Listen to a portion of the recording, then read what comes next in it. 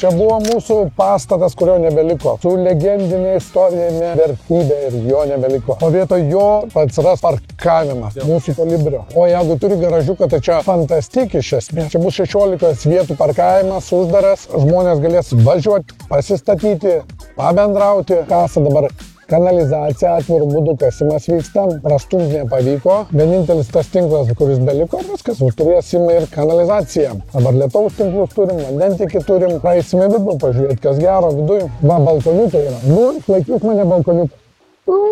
Kaip ten yra posakis geras?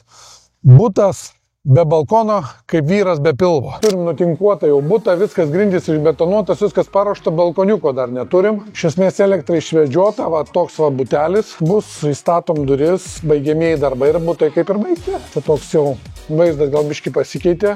Čia jau gali ir šokti, ir trypti, ir dainuoti. Šitas vienas iš 4 parduotas yra. Čia va, matai, kambariukai susiformavo, jie tokie, kaip ir mano akim žiūrint, nėra blogi tie kambariukai. Nu.